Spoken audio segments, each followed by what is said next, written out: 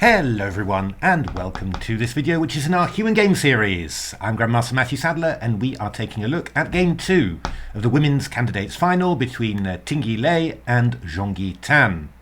Well, the first game was incredibly dramatic with, the evaluation really zigzagging wildly as the players got short of time at the first time control. And actually, this second game was no less dramatic. Featured some very good play and, a very interesting endgame at the end. So let's have a look. So Lei played 1d4, normally a 1e4 player, but Zhongyi Tan can play stuff like the Berlin, for example, as well as some sharper stuff. But the Berlin would probably be what she would wheel out for a match like this. So d4 seemed like a pretty sensible thing to go for. The interesting thing was that Tan actually played something she hadn't played before, or with a little wrinkle really. So after d4, d5, c4, she played e6. But after knight f3, she went back to a Queen's Gambit accepted with d takes c4. Now, I played the Queen's Gambit accepted a lot in my professional days, pre-computer age. I was probably the biggest expert on that opening for a while, and this was a move order I used a reasonable amount in my games. The interesting thing, the idea is that after c4, d takes c4, then the very sharp 3e4 is possible. And although Lei has recently switched to a few other systems, up until about 2021, she played this. So maybe Tan thought, well, I don't mind having a Queen's Gambit accepted, but maybe for a match Lei will have prepared something special in those sharp lines. So you play e6, and after knight f3, you play d takes c4. And these three e4 lines have been avoided. Now white can play 4e4 still, but these lines are actually quite decent for black. So b5, a4, c6. It's sort of like a Notenbohm semi-Slav, but white's played knight f3, e4. It's just a slightly better version for black here. And I've always felt that these positions should be absolutely fine for black. So knight c3, bishop b4. Bishop d2, so we're undermining this pawn, threatening to get it back. And now queen b6. Bishop e2 and knight e7. Yeah, that's one of the nice things about this system. You don't have to put the knight to f6 where it can get hit by e5. You can just put the knight to e7 where it's also well placed but sort of out of the way. And now queen c2 was played. And here we got a novelty from Tan, a very, very natural one. There was a game back in 1997, not elite players, where black played castles. But Tan's bishop b7 is much more natural. I mean, really, in these positions, you always get the queen side developed so that you can react well, whenever white starts undermining it. And, Stockfish against Dragon just wanted to play quietly like this, castles, and bishop e3, and then tee up d5 to, liquidate the queen side, really. That was leading to a pretty equal position. This was one of the lines. It always feels a bit fraught with this bishop on v4 sort of hanging in midair there, but the engines managed to make it look pretty convincing. Takes, knight takes b5, bishop e4, queen c4, and exchanges were soon happening. That was one game that Stockfish played, but b3 was also quite an engine favourite in actual fact, and that's the move that Lei played. So, I mean, basically you're just playing to undermine the queen side. Obviously the b5 pawn is going to be attacked once that c4 pawn goes, and in this position the bishop on b4 is in the firing line, and also because the knight's on e7 it can't quite retreat. So the chances that you're going to get some good pressure on the queen side are quite high here. And actually what Tan did was very sensible here. Also the engine best continuation. Took the pawn on b3 and then just gave the pawn back with a5. Takes, bishop b5, check, and now bishop c6. And when I looked at these types of positions with black all those years ago, my feeling always was that okay, white's got this lovely pawn centre on d4 and e4, but all of the open lines on the queen side, the fact that these pieces here are not incredibly stable really, and the fact that you can also attack these d4 and e4 pawns quite nicely, always felt that these positions should be absolutely fine for black. And it's reassuring to see at least that the engines share that view. They think this is absolutely equal. A few possibilities here. Lei played bishop d3, which I think is a good move. I mean, you want to keep some real play in the position. I think Stockfish and Dragon also examined this line: castles, bishop e3, queen a6, rook c1, and, well, I mean, rook c8 or rook d8. Yeah, I mean, you're doing the normal h4 to h5 and, playing that way. And, this knight can come to a4. It's a little edge for white, but it's nothing too serious, really. And, the engines were doing this quite nicely. I mean, I liked this game, actually. Rook fd8, h3, h6, knight a4. Bishop d6 takes, and then f5. I thought this was very nice. You play h6 to cover knight g5, and then you play f5, and then you secure this d5 square. And this always gives you quite a lot of leeway. At some stage, if you've got the d5 square, if this pawn has been isolated, you can even lose the a5 pawn, and it doesn't really matter. Actually, that's one thing that we're going to see throughout the game. Very, very interesting. Just the positions of pawn down that the engine assesses as really quite equal. I think that gives a good clue as to how resilient the position is for black. Bishop c4 is another idea, just with the idea actually of trying to force through d5. But again, I mean, the engines were not at all worried here. Rook fc8, or another move that they like very much was queen d8. When you can play the knight round to b6, maybe you're also getting out of this pin. But rook c8, rook c1, h6, bishop e3, bishop b7, and black's just very, very comfortable here, very flexible. I mean, you can come to f6 if you want, maybe bring the queen out of this attack. It's all, it's all quite decent for black, basically. But bishop d3 was a good move. Keep things complicated. Knight d7, castles, and rook a b1. The engines preferred rook fb1 here. Whoops, sorry about that. Rook fb1. But yeah, I memean, it's much of a muchness. I mean, really, basically, the engines didn't feel that white had any advantage here. So I think in those sort of situations, you might as well, you might as well just play natural moves and see what happens, really. And rook ab1 is pretty good for that. Now, Tan played a strange move here. The engines want either queen d8. Followed by bringing the knight out here, for example. Just want to get out of that pin to avoid any attacks on this bishop on b4, or something like rook fc8. And then after knight e2, they're playing rook b8. That's just what they wanted. But Tan played rook fb8 immediately, and funnily enough, white played bishop f4. And if you've seen the video of the first game, you see that Tan actually played a move d4 after having played rook b1, and actually a bishop f5 was very awkward. And now she's played rook fb8, and bishop f4 is quite awkward. Now you might well point out, well, Matthew, you showed this line where you went rook fc8, knight e2, rook cb8, and then bishop f4.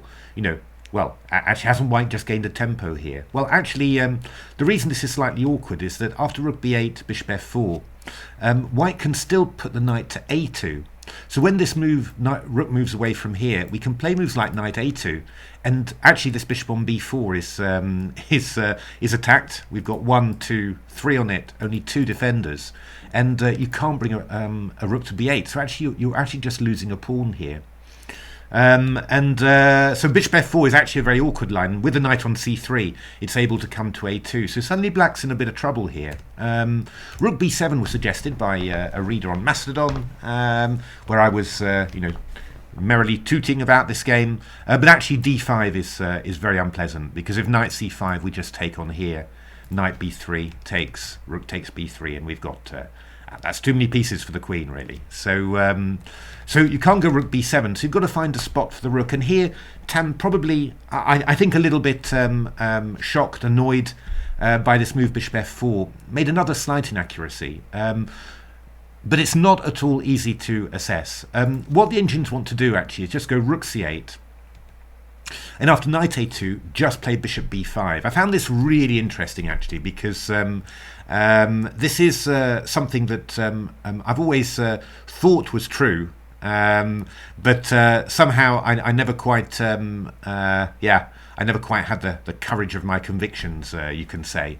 So the idea is that after bishop b5, queen b5, and knight b4, ab, well, we've got bishop d6, knight g6, bishop b4. And the engines feel that this position after rook a4, bishop d2, takes, knight f6, rook e1, h6 is pretty much equal.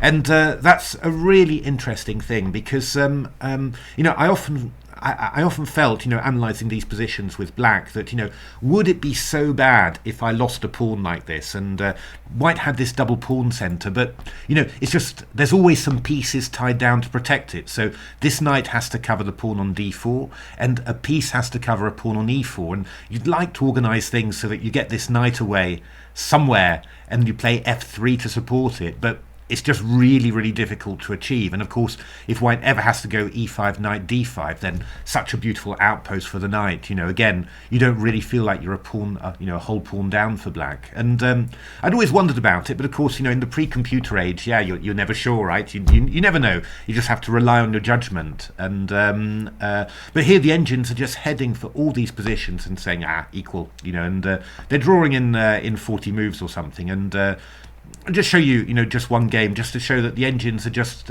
totally unwowed by anything that's happening, and actually even taking steps like this just to neutralize it still further, and just heading for this position and saying equal, and somehow sorting it out. Not taking on e1, I think, just going something like rook c2, and then this rook m4 against rook m3 is equal. I'd say that this is a really absolutely incredibly important bit of understanding if you play this line as black, and I don't think it's generally known, and just intriguing to me that it's something I'd thought about back in the days, but obviously had no real certainty about whether it was good or not. When the engines are playing it out, drawing games against each other with incredible ease, then it gives you a lot more confidence. So this was something, if you know this, then this was probably a very easy draw for black all the same, despite losing a pawn. What Tan did was rook d8, and these sort of ideas still work. It's just that this rook's a little bit awkward on here, because it gives white the possibility of going bishop g5, and then this knight is pinned, and this knight is hanging on this bishop, and this bishop is pinned to the queen. You just lose some harmony in your position, basically, and Lei exploits this very well. So knight a2. Now again, bishop b5 is what the engines wanted. It's a little bit less good, because after here the engines want to throw in bishop g5 and now go queen b4, and your pieces are just a little bit less active. But funnily enough, even this position, knight f6, takes, the engines thought that this was equal. Actually, these double pawns are quite good, because you get to play f5 very quickly, and you get to isolate that pawn and get some sort of square on d5. It's not totally comfortable for black. There's still some play, but basically black should be able to deal with this quite easily.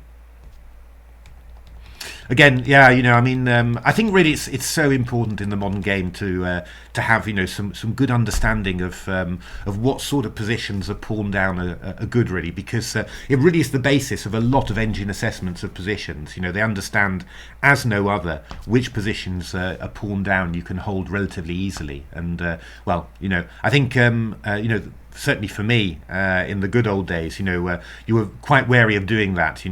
Obviously, you knew the rook and pawn endings of pawn down that you headed for. When other pieces get added onto the board, you got really nervous somehow. So but I think again, engines give you a great opportunity to really build up a nice database of games which are drawn despite being a pawn down. And if I was serious about playing chess still, if I had my time again, that's definitely something I'd be spending a lot of time on, I think. Tan played knight f6. And now bishop g5 was a slightly irritating move. Again, the engines don't think that's the very best move. They were looking at going rook e1, just taunting that bishop that he's pinned to the queen, h6 bishop d2, and then taking the pawn on b4.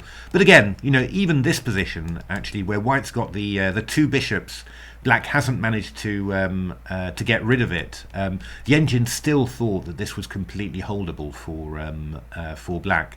Again, it's always to do with this pressure of pieces on the e4 square that stops white from really organising the position. I mean, my feeling is that if white gets in f2 to f3, then this is suddenly a very serious advantage for white. Yeah, as long as you can keep, as long as you can keep it like this, stop stop white from getting properly organised. I think if you tried knight d2 now, we'd probably go knight d7 here and attack this bishop on c5. Then then you're going to be able to draw this. Again, really crucial for playing this position.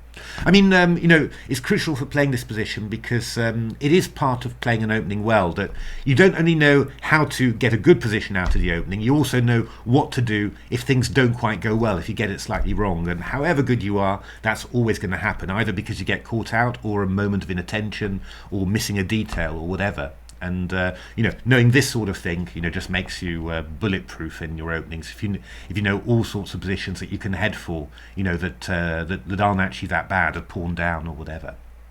So bishop g5 was played. I think that's a nice move, a nice challenging human move. And now actually Tan made a big mistake according to the engines. What the engines wanted was this move h6, gorgeously concrete. Again, just force. Force this exchange, take away that pressure along this diagonal, and these pawns, they're not so bad. We can cope with that. And actually, the engine's incredibly concrete here, just playing f5 just to clear the d5 square. Obviously, if you go ef, I think. Well, we've got some ideas with taking on f3. Maybe I was just wondering all of a sudden about a preliminary bishop d5, but then d4 hangs, d3 hangs, and also e1 is hanging as well. So, there's a lot happening tactically there. So h6 was best. Rook a b8 was played. Looks very natural. Putting rooks on b8 has not turned out well for Tan in this game, because white played the move d5. This is really very unpleasant, actually. I don't think that Tan had missed it, but I think it's more unpleasant than she realised. The big problem is that after ed, we've got moves like e5 here. And, once this knight moves away, for example, to here, then we can take on b4. If you take on b4, I take on e7.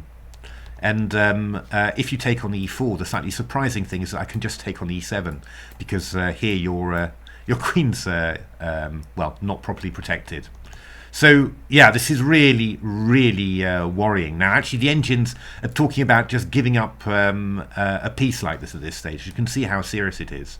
Bishop b8 is what you should do, but now you go knight takes b4. And the big problem is that after a takes b4, there's I hadn't spotted this at all actually. Bishop b3, and this queen can't defend the pawn on e6. So if you go back to b7, I just play d takes c6, and I'm winning a pawn. And it's just very unpleasant for black. So, and if you play queen takes b4, I can just go all over the place. Let's say queen a2 is one. There's other ideas. And if queen a4, we just take, and go rook a1, bishop e8, d takes c6, and then we're going to pick up the pawn on a5. And again, I sort of said, being a pawn down, not so terrible. But in this position, with a fractured black structure as well, and actually no pawn on d4 to protect, so all you need to do is to reorganize yourself so that you protect the pawn on f3. You'll pick up this a5 pawn as well. It's very unpleasant. It's certainly no easy technical win, but the engines were winning every single game as white from these positions. So, in principle, it's obviously moved, in a very good direction for white. And slightly surprising somehow from Lei that she didn't play this. I think often I've often said this, in my videos as well. So do forgive me if you've heard this 100 times, but I do feel that that strong players often miss simple captures or checks, simply because they're always assuming, they're involved in the complexities of a game, and they always assume that only complex solutions are going to be good. But I spent a long time once analysing a lot of Tal attacks.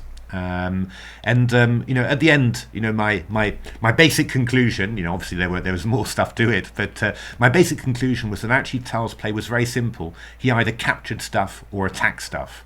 And that was to say that a lot of his attacks have sequences where they're all based on just capturing stuff, forcing play to reach somewhere. And the beautiful, subtle, amazing bits of inspiration were actually, they were necessary, but they were a smaller part of the whole attack. A lot of it was just based on simple captures. And, once I realised that, I really started thinking that, this is really something you've got to think about all the time. And I think that's why, Lei missed this move, knight takes b4. She was looking for something subtle all the time. And that's what she played, queen b2, which was very unexpected to me.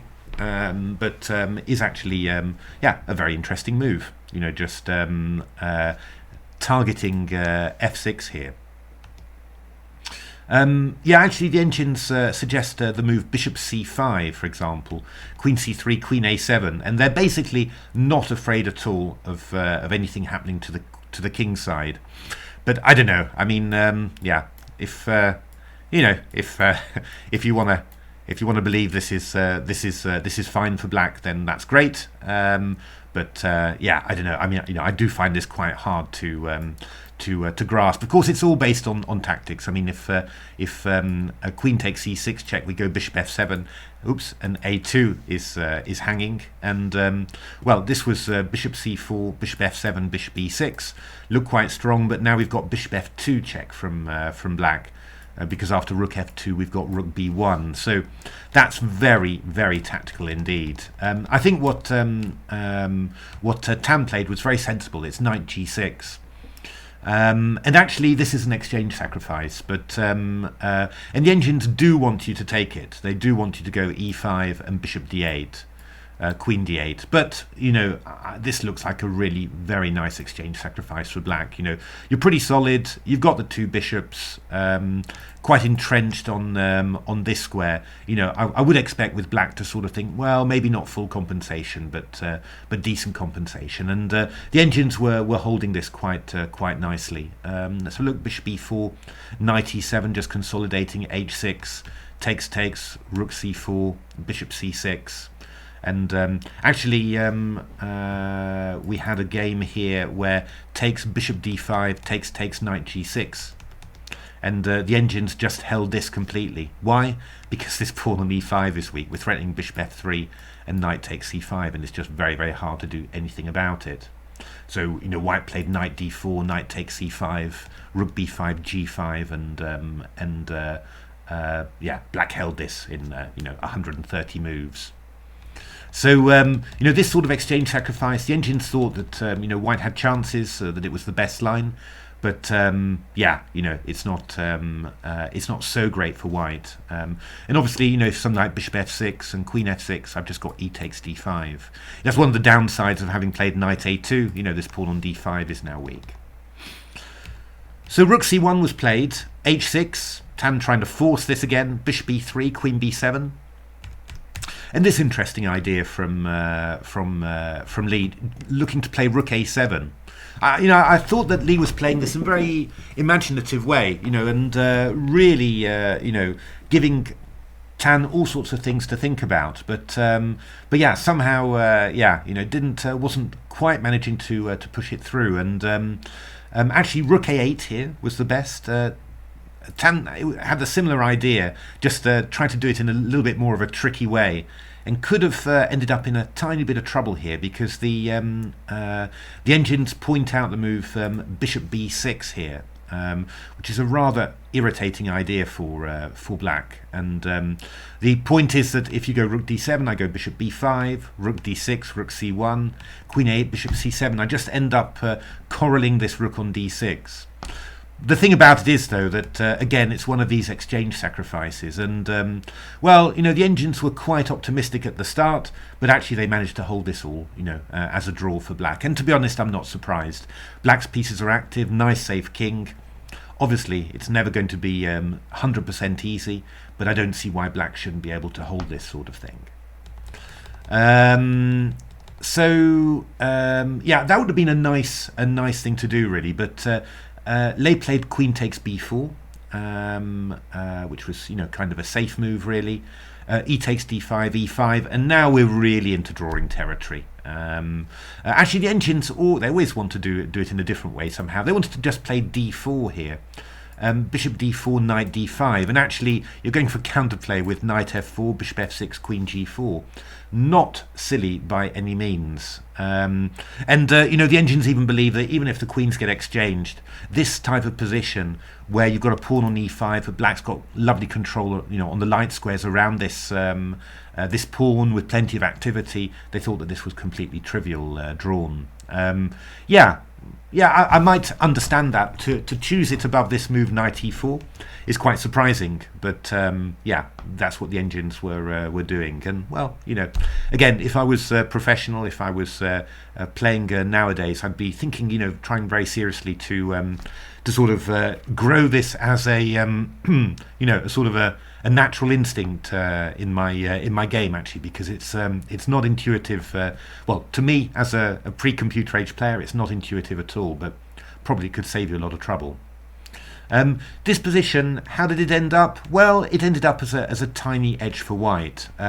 Nothing serious at all, to be honest. And well, I was already on my Mastodon thread. I was basically saying, this is basically a draw. Lei can try a little bit. The nice thing is that after that traumatic first game, Lei is actually pressing. So that's setting her up for the rest of the match. You feel that Lei will have really got into it a little bit somehow now, and got past the nerves and everything to play for. But as always, but as I think we're going to see quite a bit, I think nerves and time pressure played a role here. So I suggested that what white could do would be to try and get the pawn to f5, drive that knight away from e6, and maybe find some pressure. But yeah, it wasn't really very much. And Tan played perfectly reasonably here. Just checks, seized her opportunity to play this knight round to e4, which is great because this knight on e4, it covers all sorts of dark squares, so it actually makes it impossible for this king to invade. So black's really safe now, and actually you can just stay still. All you've got to do is stay still forever, and nothing should ever happen to you. So that's basically what happened, staying still. And here Lei decided, I think that's what you always do at some stage. Okay, I'll exchange off rooks and we'll see whether that leads to anything. But as I said, it's black's position is just a total rock here, so there's really nothing that you can do. All the engine games are drawn here, without exception. So king e5, it's threatening. Of course, what happened here was that the players were they down to increments? I don't think so yet, but obviously nerves are jangling a little bit, and you can start thinking of all sorts of things that might go wrong. The key point to it is that even if white wins this d5 pawn swaps off the bishops, then this is a draw. Apparently the engines even think that even if you lose this pawn without exchanging off the bishops, it's still a trivial draw. So, there's so many possibilities to do it, really. And, again, I'd completely dismiss this as a total draw, but there we are. Knight g3 played. Fine. I was sort of wondering, why did you need to play knight g3? But never mind. King f8. And king d6, and these are the sort of moves that you play as a human player. And the engines, sort of say, well, this is drawn anyway, who cares? But these are the moves that you play in these types of positions as a human player because you frighten the opponent. It's all about making the opponent see ghosts, think that that white has a plan, that white has an invasion plan, and take some action. And this provoked this reaction, which is not bad at all. But actually, this is a lot more tricky than you might realise for black. So takes, king e5. So we've got opposite coloured bishops. Should be a draw, right? Of course it should be a draw, but it's a slightly tricky one. Why? Because this light square bishop is actually hemmed in by these pawns, and it's actually means that, well, mobility is restricted, and white's actually got a very simple plan of taking this pawn, then moving the king somewhere like e6 or g6, and then moving this pawn onto f5, f6, and then you're going to give a check, and the king might have to move away, and it's kind of I think when you're short of time, you suddenly start seeing a plan for white to make some progress, and then you start wondering, but how on earth am I going to hold this back?